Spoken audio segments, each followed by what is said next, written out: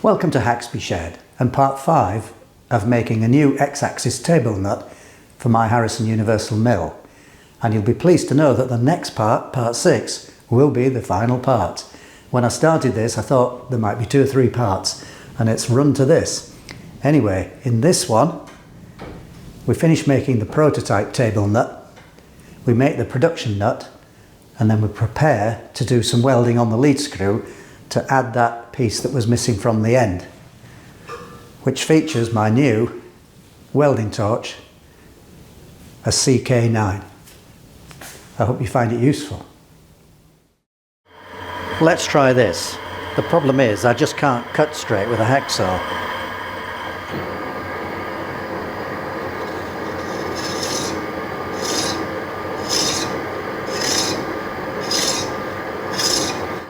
I'm getting a bit of a technique now. I think this will work. You just have to stop when you feel it breaking through, because otherwise it would probably snag and snap the blade.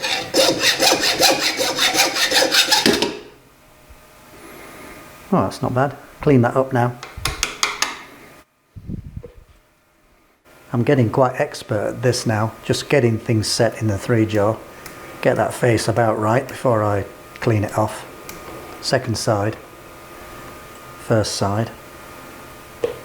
I need to sort this wiggle out. It's just the locking pin, it's not suitable.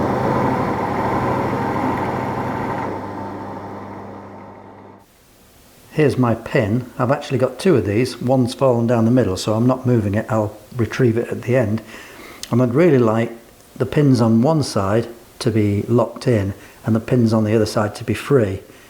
So I'm drilling this 3mm. This is a 3mm pin. I'm hoping it'll kind of press in. I've put a stop on this.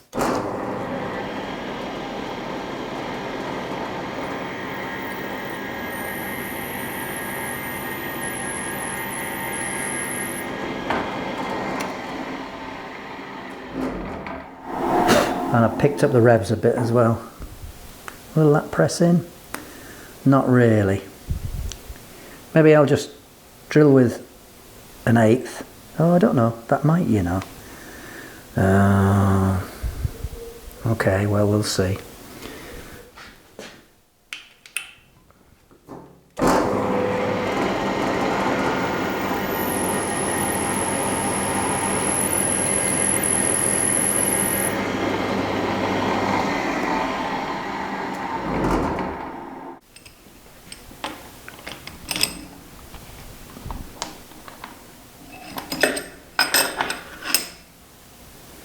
Right.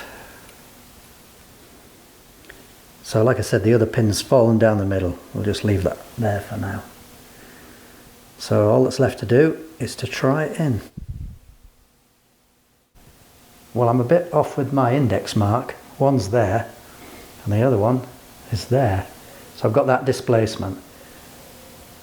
But it doesn't matter because this is only the prototype. We'll get it all assembled now. If I rotate this one turns with it. This is proving to be a right so-and-so to put together. It's quite difficult to find the right method. Well, it's the next day and I'm feeling quite positive about this, but we have hit a problem that needs solving. This is assembled without the nut. So this face here is where it was originally, but even so, there's a locking screw there to lock this ring, and it only just touches the very edge of this thread. Now it's a poor design anyway, because you wouldn't want a locking screw just on a raw thread like that. You'd really want a little recess machined round so that the locking screw was not kind of randomly in a valley or on a thread or whatever, on a crest. But even so, when I screw this in, it does stick out a little way. It's enough, it's okay. But if I put in a longer nut, 1mm longer, this collar is sticking out a bit of a way, a bit more than I would want really. So it would be good to lose a bit of distance this way. So I might want to machine the back of this, although it's not that thick. So I'll have to look at that. Equally, there's a ring there, you see that step, I could machine a bit off that, and that would bring this in a bit more, and maybe machine around here to get something for this to fix onto a bit better. Looking at this end cap, there's over 7mm of thickness there, so I could take a mil off that without any trouble. And when you look at it, the bearing housing comes up against this edge here. So this section here is just a kind of end cap closer. It's not taking any load there. Now the other thing I could do is, if I wanted, I could take maybe 1/2 mil off around here, and that 1/2 mil would take that ring. So is that focused? Would take that ring there. That's a mil step. This is a funny grey colour. I can't tell if it's steel or cast, so I'll just have to be a little bit careful with it, not to over tighten the chuck in case it's cast. I don't want to crack it.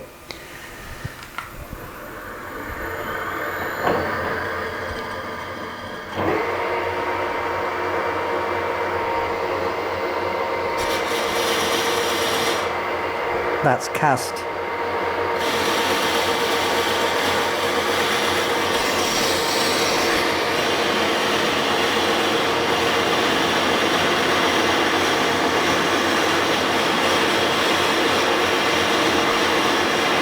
That's a 1/2 mm cut.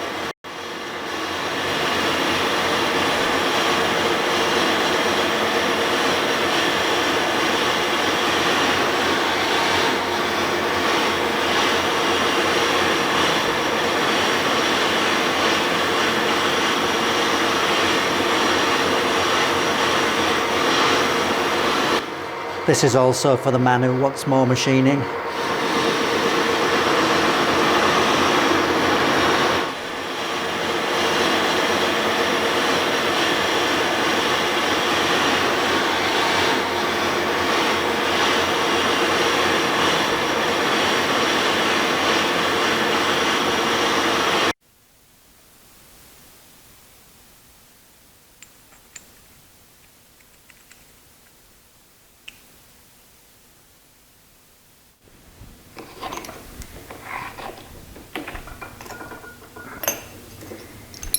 So that's almost flush with there, but obviously when I get the split nut in, this will come up by 1 mil.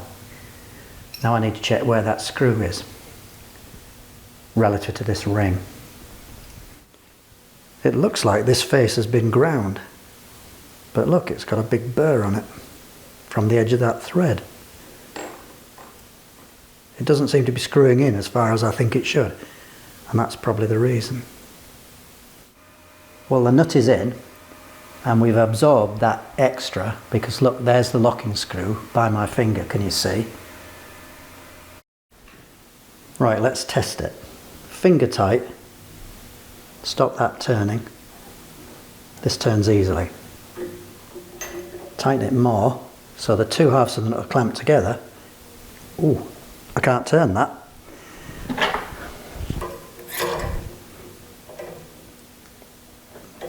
Yep.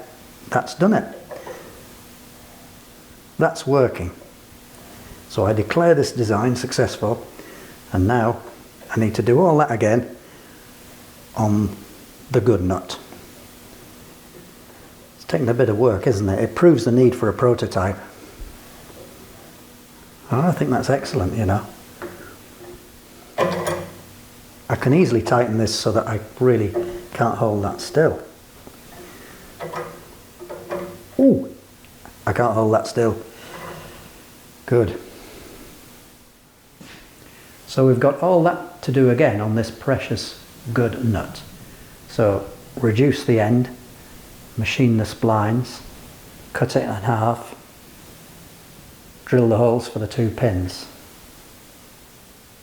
and then we should be done. But still got that lead screw to sort out. It's bent and it needs a bit adding to the end. So we've still got a bit of a way to go yet. Anyway, I'll come back when this is done, because you've seen all the process steps to make one. So the next time you see me, I'll either have fixed it, done it, it'll have worked, or I'll be like tearing my hair out.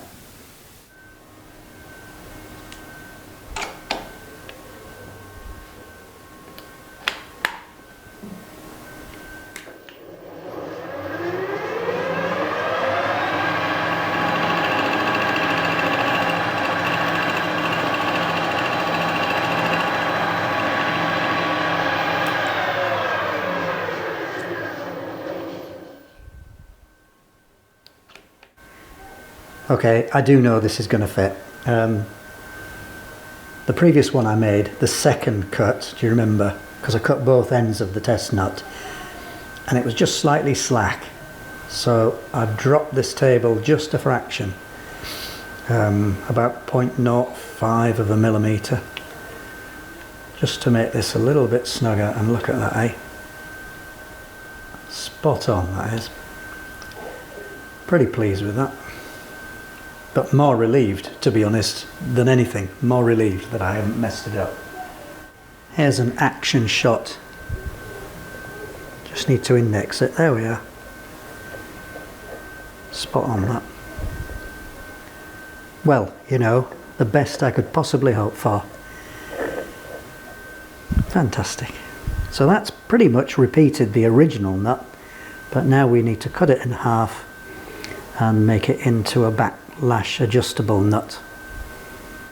And this dividing head, well, I know I was a bit sniffy about it, wasn't I? About these fingers here, these dividing fingers. And they've been fine, and this spring that fell off when I was reviewing it, it's not given me any trouble whatsoever, so I'm really pleased with that side of it. It's just these bits I'm going to show you in a second. These handles, they keep working loose. So that's the big pain. Yeah, they're even oiled, would you believe it? Otherwise, really pleased with it, actually. Really pleased.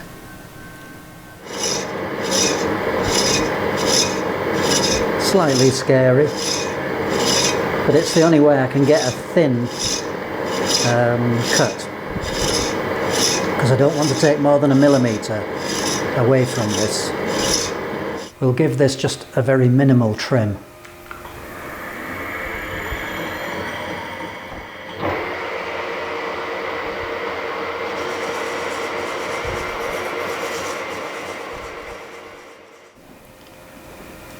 Happy with that. That's about a millimetre, and I don't know if you can see, but my score mark lines up very closely, almost exactly.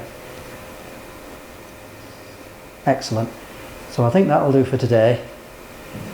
I'll end on a win and get the nut together probably tomorrow.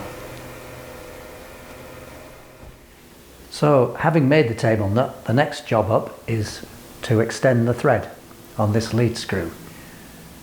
Now I don't know if it's essential, but I'm going to do it.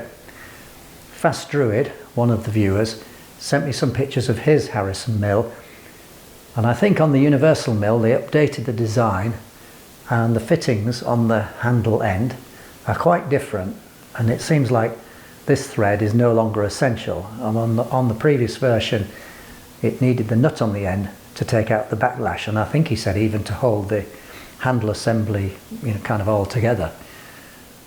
But even so, I've got to extend it. So how am I going to do it? Quite tricky. I'm going to make a splint. I'm going to weld this piece of 3/8 UNC screw onto the end of here. But when I do it, I've got to make sure the threads line up. I don't want to be welding this on any old how, not indexed is what I'm saying, to the threads on this bit here. I'd be running the die down this onto this, and then it would be cutting a new thread, which would just ruin it. So I'm going to make a splint, and with the splint hopefully it'll line up the threads on this bit to this bit, but give me a gap to weld through, and I can tack it, and then I'll get the splint off, and then I'll weld it all the way around. That's the idea, folks. It's going to be difficult. I don't want to overheat this. I don't want to damage these splines, etc., etc. But it's the only way I can think of doing it. So that's what we're going to do. I'm just using a piece of old oil pipe, which is, I thought would be too small in diameter, but it's expanding as I'm working on it. I can feel ridges here, but I think it's going to be okay. I don't want anything too heavy. It's quite strong stuff. Another gift from Volkswagen, I think. Probably a power steering line, is my guess, because it's got a union on the end of it.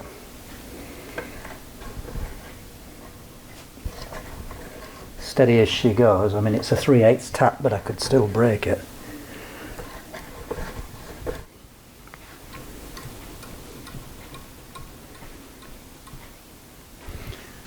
Yeah, okay, and there's my other bit. So I need to, where did the thread come to? About there. Should be just about enough if I cut it there, I think now. So next I need to make an opening in the splint to weld through.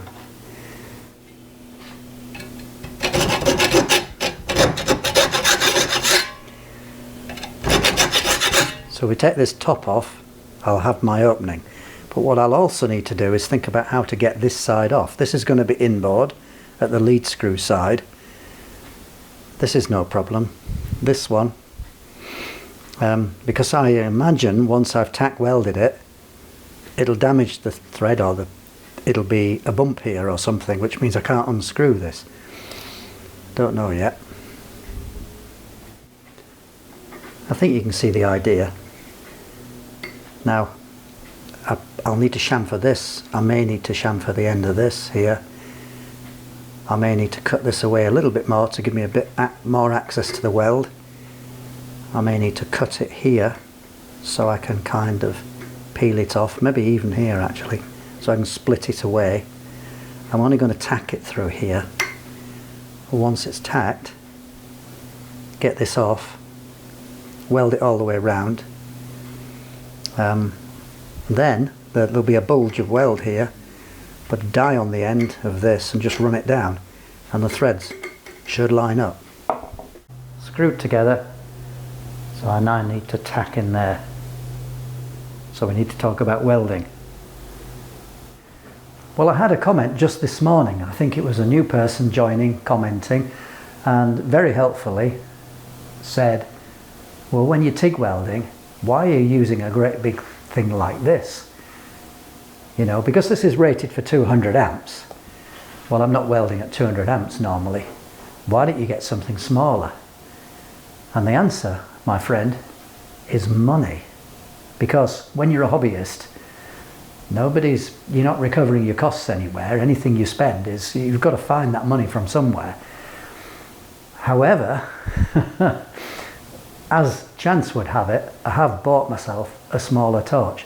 I didn't want to buy a small torch until I could do some TIG welding. You know, I'd forked out for the machine, that was a lot of money. This came with it, and I didn't feel I wanted to buy a new smaller torch until I got at least some basic skill level going. And I took the plunge, spent the money. I'll show you.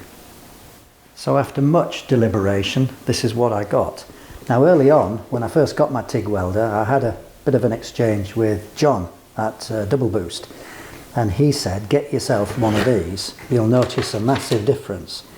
So you'll probably spot that as a CK9. And they are quite expensive. I decided not to have the shield, I just wanted something quite free. But I can't guarantee to always be able to get to the pedal. You know, some things you've got to weld on the floor. I won't be doing welding under cars, I don't think.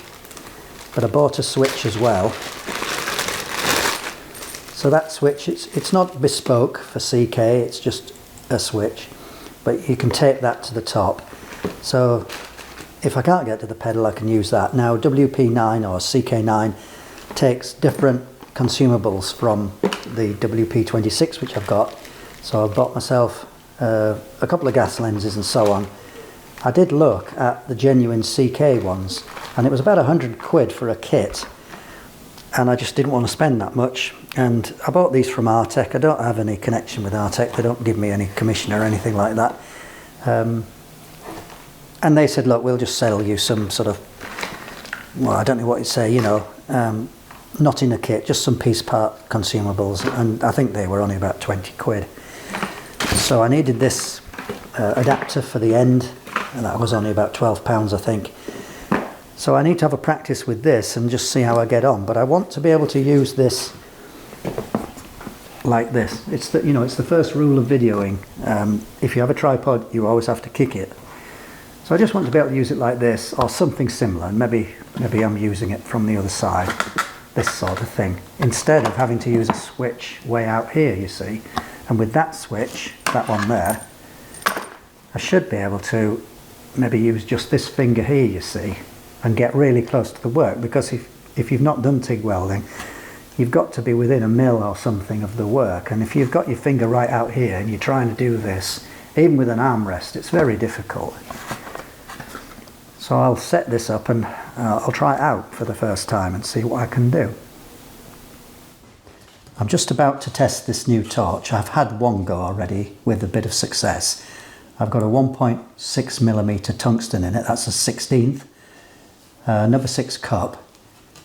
But I'm also testing some new microphones. The old microphones, well, you don't need to know about the old microphones. But I was spending something like 75% of my time editing audio and 25% editing video. And I got really tired of doing all the leveling and everything. So let's have a go with this. So I've got a pedal. I've got a screw, which is about the same size as the end of the lead screw. And I'm just seeing how well I can control the weld. Eyes down. Now I've got it set to 70 amps maximum on the pedal. I tried 60, but it was too slow to heat up.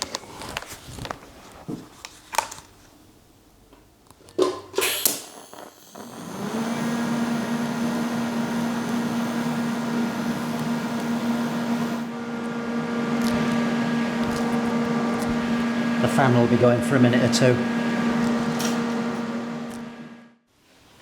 I'd made a V cut in that screw and I just filled it in, and it was very easy to control.